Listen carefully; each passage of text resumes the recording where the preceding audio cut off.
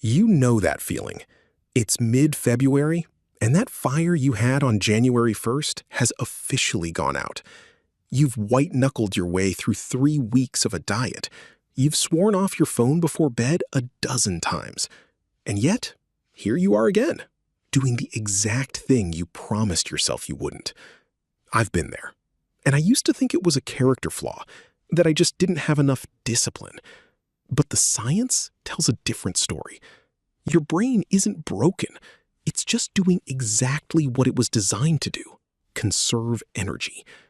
You aren't failing. You're just using the wrong system for change. To break free, we have to stop fighting our biology and start outsmarting it. Think of your brain as having two minds. You have the writer, your prefrontal cortex. This is the CEO of your brain. It's logical, it sets goals, and it handles conscious decisions. But the writer is sitting on an elephant, your basal ganglia. This ancient part of your brain is the seat of all habits. It's fast, automatic, and incredibly energy efficient. When you try to break a habit with pure willpower, you're essentially asking the tiny rider to physically move the massive elephant. Every time you perform a habit, your brain creates a neural highway in the basal ganglia, making that behavior up to 100 times faster than a conscious choice. This happens through the habit loop. A cue triggers a craving, which motivates a response, resulting in a reward. Over time, your brain gets so efficient that a chemical called dopamine starts firing the moment you see the cue, not when you get the reward. Your brain is anticipating the hit before you even move. And when you're stressed or tired, your rider gets exhausted, and your brain flicks a switch, handing total control back to the elephant and its automatic habits. The biggest mistake I ever made was thinking willpower was a muscle I just needed to strengthen. But direct habit suppression is a metabolic nightmare. Actively resisting an urge consumes roughly 25% more glucose than a normal choice.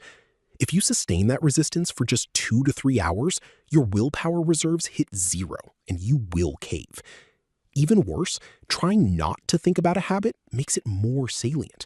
Your brain actually dedicates resources to monitoring the thing you're trying to avoid, paradoxically strengthening the neural pathway of the bad habit. You cannot delete a habit because your basal ganglia don't have a delete key. Once a loop is encoded, the neural program is always there, waiting for the right cue to activate it again. So how do we actually change? We stop fighting and start designing. First, substitute, don't eliminate. Your brain hates a behavioral vacuum. Instead of trying to stop a bad habit, keep the old cue and the old reward, but change the routine in the middle. If you scroll social media because you're bored and need a distraction, replace the scroll with a 2-minute urge surf, where you simply notice the physical sensation of the craving until it passes, usually within 30 minutes. Second, use the 1% rule. Shrink the new habit until it's ridiculously small, a tiny habit. Don't exercise for 30 minutes, just put on your workout clothes. Make it so easy the rider doesn't even have to break a sweat. Third, control your environment.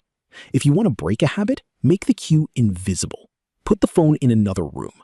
If you want to build a new one, make the cue obvious. Place your gym shoes exactly where you'll trip over them in the morning.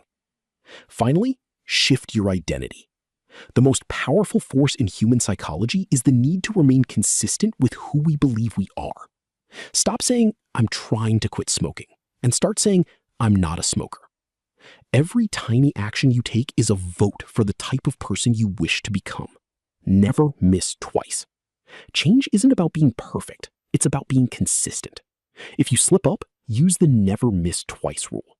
Missing one day is an accident. Missing 2 is the start of a new habit. You aren't your bad habits. You are the system you build to manage them. Start tomorrow with one change so small you can't say no. Your life in 10 years is just the compound interest of the tiny decisions you make today. Will you begin?